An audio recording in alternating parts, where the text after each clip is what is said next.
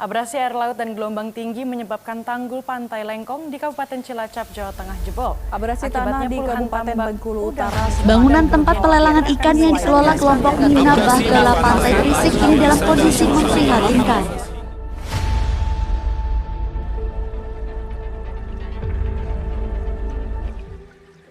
Assalamualaikum warahmatullahi wabarakatuh. Perkenalkan, nama saya Nadia. Di video kali ini saya akan membahas salah satu gejala alam, yaitu abrasi.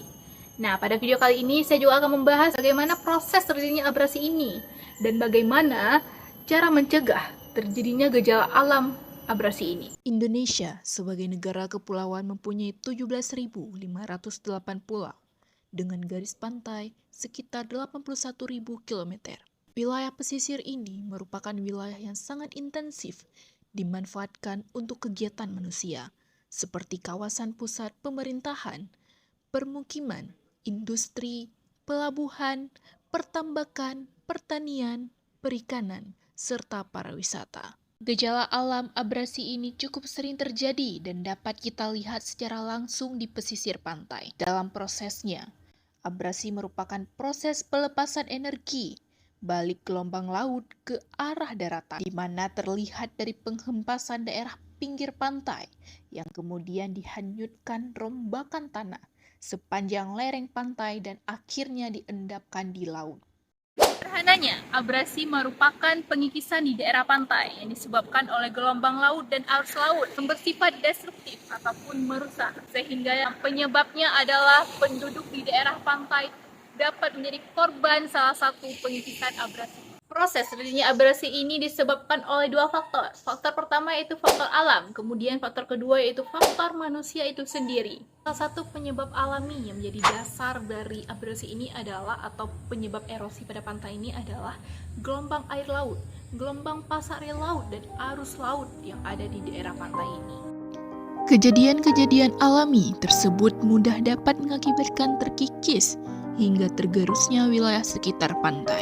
Salah satu penyebabnya kemudian adalah dengan angin yang tiup lebih kencang dari sesuai perkiraan.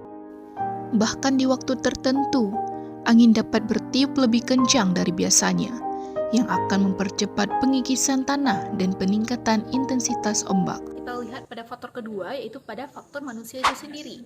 Manusia ketika melakukan kegiatan, melakukan aktivitas eksploitasi terhadap ekosistem laut yang berlebihan, juga merupakan salah satu penyebab terjadinya abrasi di pesisir pantai ini. Seperti terumbu karang, ikan, serta makhluk hidup lainnya. Ketidakseimbangan tersebut akan membuat gelombang laut lebih mudah mengarah menuju pesisir pantai, sehingga mudah terjadi abrasi. Aktivitas yang paling berdampak dalam abrasi ini adalah penambangan pasir. Ketika penambangan pasir terus dilakukan ataupun berlebihan, akan menyebabkan abrasi ataupun terkurasnya pasir laut. Kegiatan penambangan pasir dapat berpengaruh besar pada abrasi pantai, bukan hanya di lokasi penambangan, namun dapat mempengaruhi wilayah lainnya. Dengan pasir yang berkurang akan mempercepat gelombang laut menerjang bibir pantai. Dan manusia lainnya yang juga secara tidak langsung menjadi penyebab, itu pendirian industri, kemudian kendaraan bermotor, kemudian peningkatan pemukiman, sehingga kerusakan pada hutan mangrove yang menjadi penyebab pemanasan global.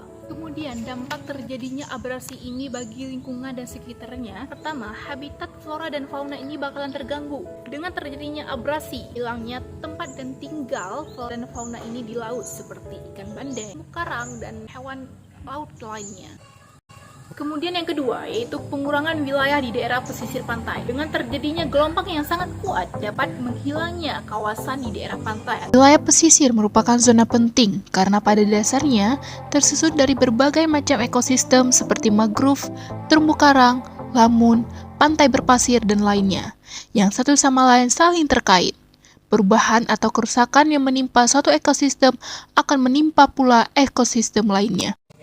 Kemudian yang ketiga, yaitu kerusakan pada hutan mangrove. Hutan mangrove ini sangat berfungsi ketika terjadinya abrasi. Namun ketika terjadinya abrasi ini berlebihan, hutan mangrove ini tidak berfungsi lagi seperti seharusnya.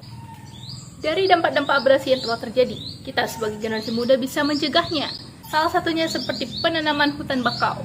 Contohnya seperti tanaman mangrove. Dan yang kedua yaitu pembuatan pemecah gelombang air laut. Pemecah gelombang air laut ini membutuhkan biaya yang sangat besar. Kemudian yang ketiga yaitu melestarikan terumbu karang. Pelestarian terumbu karang ini bertujuan untuk melindungi ekosistem pada daerah pesisir dan laut. Karena dengan terumbu karang kita bisa digunakan sebagai tempat tinggal ikan laut dan bahkan mengurangi gelombang laut. Selain cara tadi, diperlukan dukungan dari pemerintah dalam hal pembuatan peraturan yang lebih ketat terutama dalam pelanggaran penambangan pasir tanpa menghiraukan lingkungan sekitar.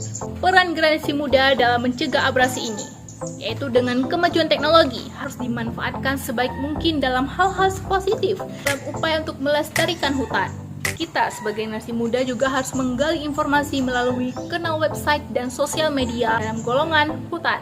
Tidak ada kata terlambat untuk anak muda bergerak untuk menyelamatkan bumi ini. Mari kita bersama-sama lindungi hutan dan menjaga hutan ini dengan tindakan yang